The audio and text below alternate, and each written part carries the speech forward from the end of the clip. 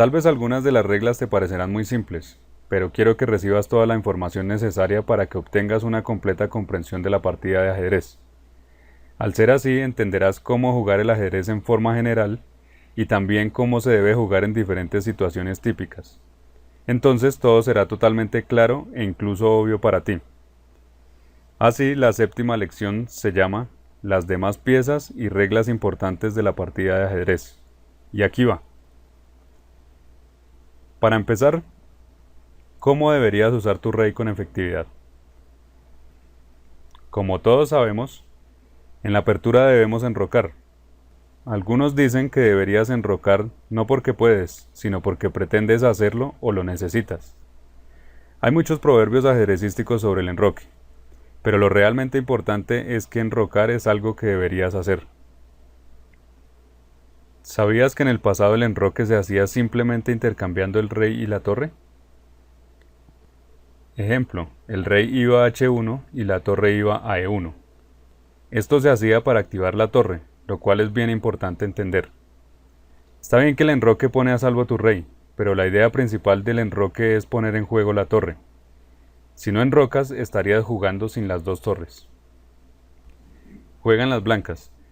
En esta posición las blancas tienen un sacrificio posicional interesante. Caballo E6.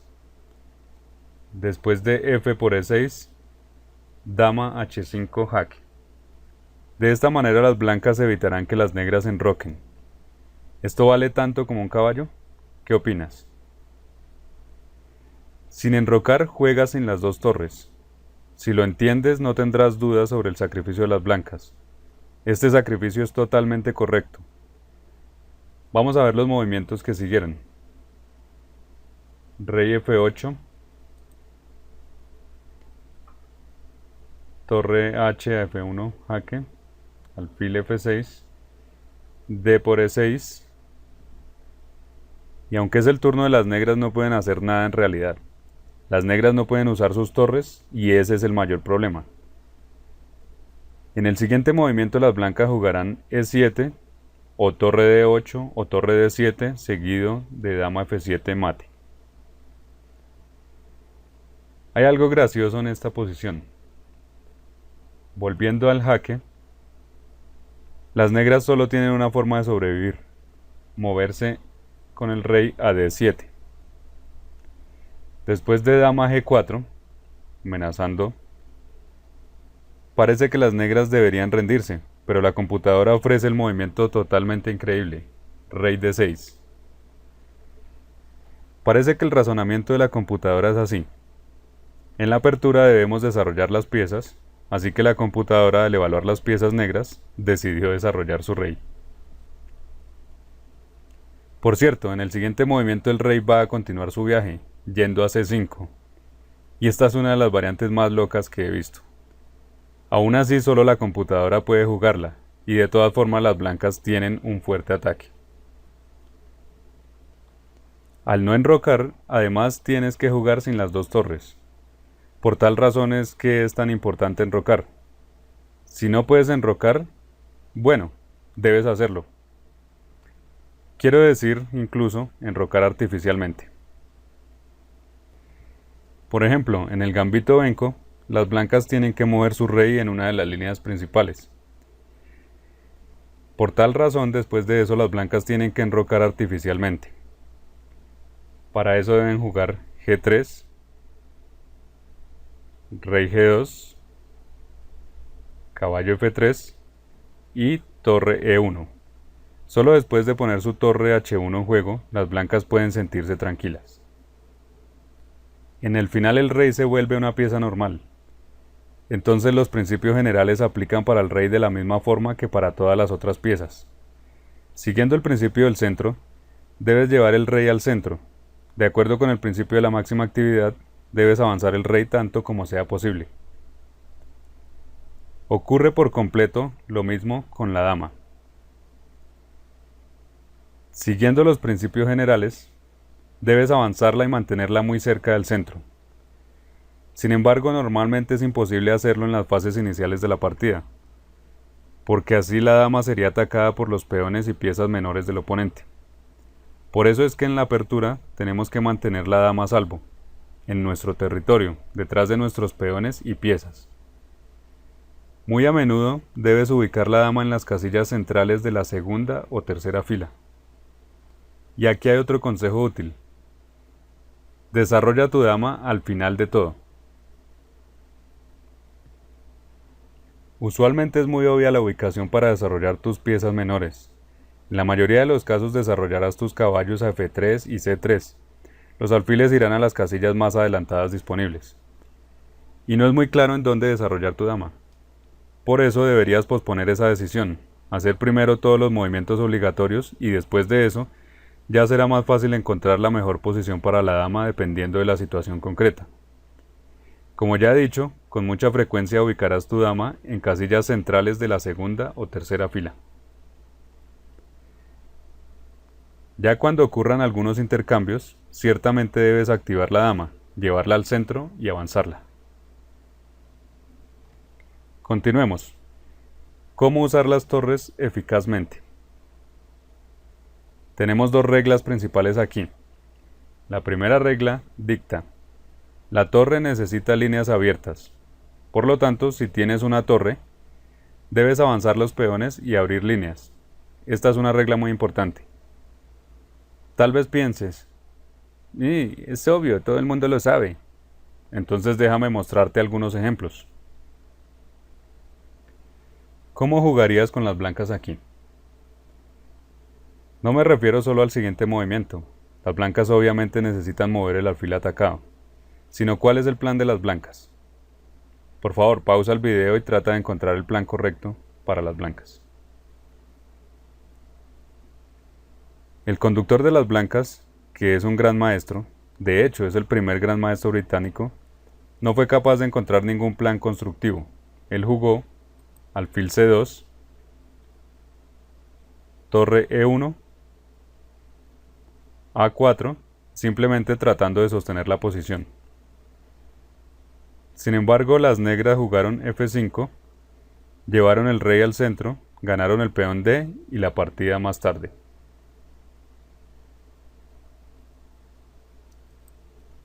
El plan correcto para las blancas fue sugerido por Cornoy. Las blancas tienen aquí las dos torres. Su objetivo principal entonces debe ser usarlas, activarlas. Por esta razón las blancas deberían avanzar sus peones y abrir así líneas. Y la única forma de hacer esto es jugando G4, rey G2, H4 y luego torre H1 y H5. Tal vez este plan no parezca muy bueno, sin embargo las blancas tienen que jugarlo. Ya sabes, si tienes las torres, debes abrirles líneas. Y para cumplir tal propósito, debes avanzar los peones e intercambiarlos. Vamos a ver otro ejemplo. Aquí está la pregunta: ¿cómo deberían jugar las negras aquí? Piénsalo un momento, pausa el video. En la partida jugaron G4. A eso siguió E4, F por E, dama por E4, rey H8, alfil B2. Después de eso las blancas tomaron en E5, ganaron el peón G4 y continuaron su ataque. Las negras perdieron sin hacer ninguna resistencia. Claro está que las negras podrían haberlo hecho mejor. Regresando a la posición inicial, en lugar de jugar G4, hay que notar que las negras tienen las dos torres, pero por el momento están totalmente pasivas. Las torres necesitan líneas abiertas. Las negras deben encontrar la forma de mover sus peones para abrir la posición. El movimiento G4, en cambio, cerraba la posición. Entonces, en lugar de eso, las negras deberían haber jugado A6. Esto abriría líneas en el flanco de dama y daría a las negras algún contrajuego. Las torres necesitan líneas abiertas. La torre es más activa en una columna abierta, así que es lógico ubicarla ahí. Después de eso, Siguiendo el principio de la máxima actividad, debes avanzar tu torre todo lo que se pueda. Si puedes penetrar en la octava fila, atacarás el rey enemigo. Si invades la séptima fila, atacarás todos los peones del oponente. Adicionalmente, esto crea frecuentemente una red de mate alrededor del rey enemigo. En realidad todo es bastante sencillo aquí. Es simplemente el principio de la máxima actividad en acción. Es ahora el turno de las blancas. ¿Qué deberían hacer? Encontrar la pieza menos activa y mejorar su actividad. Las blancas ciertamente deberían mover su torre A1. Esta puede ir a alguna de las líneas abiertas, torre C1 o torre D1. Se ve lo sencillo que es cuando se conocen los principios generales de la partida de ajedrez. Sin embargo, en la partida se jugó alfil D4. Y ahora las negras pueden usar la línea abierta para penetrar en el territorio de las blancas. Torre C2. Las torres son usualmente muy poderosas en la segunda fila. Y a propósito, esto no tiene nada de raro. De acuerdo con el principio de la máxima actividad, cualquier pieza es más activa dentro del territorio del oponente. Las blancas jugaron dama A6. Y las negras sacrifican un peón para abrir la línea D. E5. Alfil por E5, torre D a D2. Las torres conectadas son con frecuencia poderosas, y dos torres en la segunda fila son extremadamente poderosas. Ellas atacan los peones del oponente y crean una red de mate alrededor del rey. Si las blancas protegen el peón F2 con torre F1, las negras tienen una bonita combinación. Dama por E3, que si las blancas aceptan, reciben mate con torre G2, torre H2, torre G2. Las torres negras al máximo de su potencia.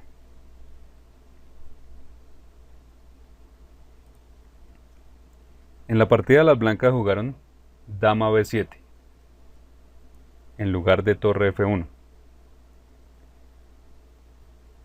Torre por F2 y ahora se está atacando el peón H. G4 para poder protegerlo. Dama E6 atacando alfil y peón. Alfil G3. Torre por H2. ¿Y lo ves? Las dos torres en la segunda fila restringen al movimiento del rey enemigo y así crean muchos motivos tácticos. Alfil por H2, dama por G4, rey H1, dama H3 y las blancas no pueden evitar el mate.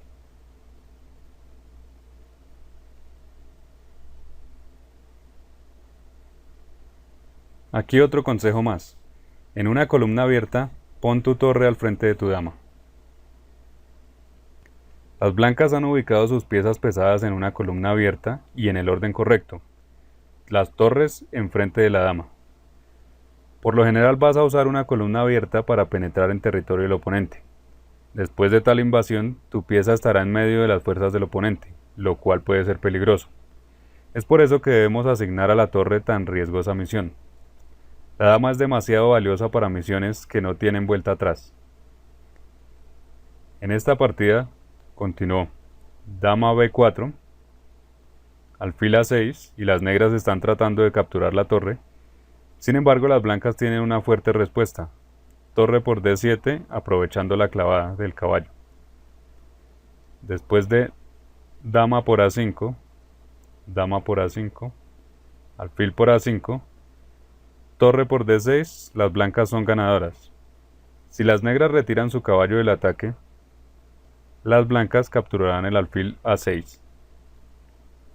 Esto fue todo sobre la primera regla. Las torres necesitan líneas abiertas. Vamos con la siguiente regla. Mantén conectadas tus torres. Las torres se complementan muy bien entre sí. Ya sean dos torres en la séptima fila o dos torres dobladas en una línea abierta, las torres conectadas son demasiado poderosas. Es muy útil recordar este consejo práctico. Ahora vamos a sacar unas conclusiones generales sobre cómo usar tu torre. En la apertura, debes enrocar para poner en juego tu torre. Después de eso necesitas terminar el desarrollo moviendo tu dama. Esto conectará las torres, y las torres conectadas son demasiado poderosas. En ese punto las torres son todavía pasivas. Necesitas además ponerlas a jugar, ubicándolas en las líneas centrales. En las aperturas cerradas después del primer movimiento D4, las torres son ubicadas normalmente en C1 y en D1. En las posiciones abiertas, después del primer movimiento E4, las torres son usualmente ubicadas en D1 y en E1. Luego debes avanzar tus peones y proveer de líneas abiertas a tus torres. Entonces usarás una línea abierta para penetrar el territorio del oponente y poder empezar un ataque directo. Por supuesto que he dado una mirada superficial de la forma ideal como trabajan las torres, pero ese es el escenario más típico, y esto te da una clara directriz. A propósito, este esquema de juego de la torre está en el material para imprimir. Pasamos a la siguiente pieza, el caballo. Siguiendo los principios del centro y el de máxima actividad, debes mantener tu caballo muy cerca del centro y avanzarlo. Espero que esto ya sea obvio para ti. Hay otra regla importante.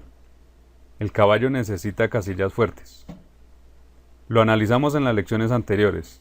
El caballo es una pieza de rango corto. Es por eso que debe permanecer en el lugar de la acción.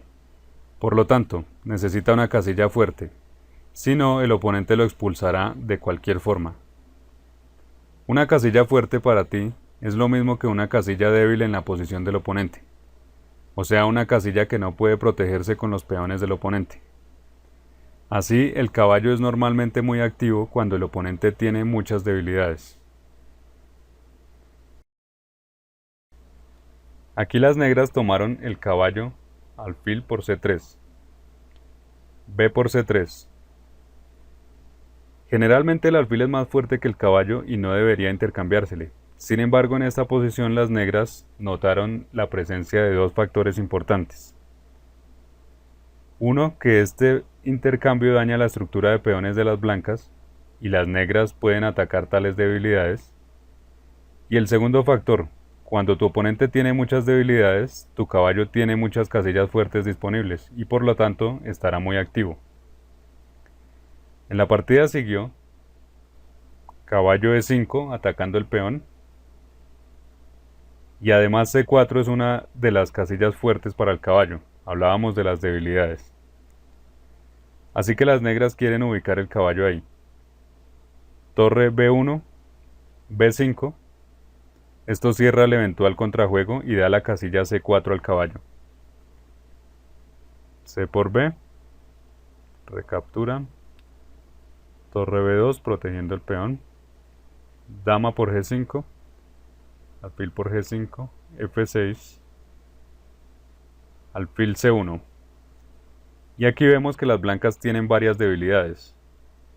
Está F4, E3, D3, C3, C4, A3 y A4. Al haber tantas debilidades, el caballo negro puede hacer uso de todas esas casillas. Rey F7, Rey G1, Torre A4, Torre D2, Rey E6. Voy a mostrar rápidamente los siguientes movimientos porque no son muy importantes en nuestro tema.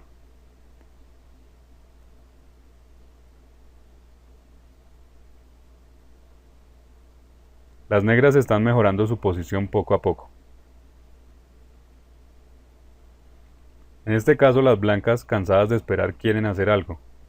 Sin embargo, esto crea nuevas debilidades y da nuevas casillas fuertes para el caballo.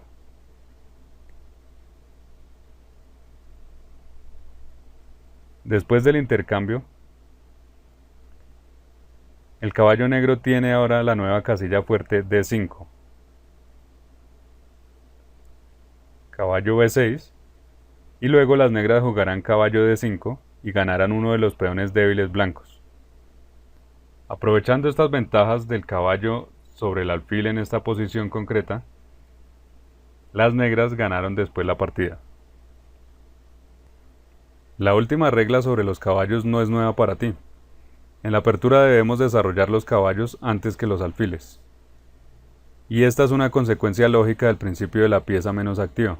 El caballo es menos activo en su posición inicial, así que debería moverse primero. Hay un argumento adicional, que lo llamo el principio de la flexibilidad. Es muy probable que desarrolles tus caballos a C3 y F3. No tienes muchas opciones realmente. Mientras que con el alfil no puedes estar tan seguro.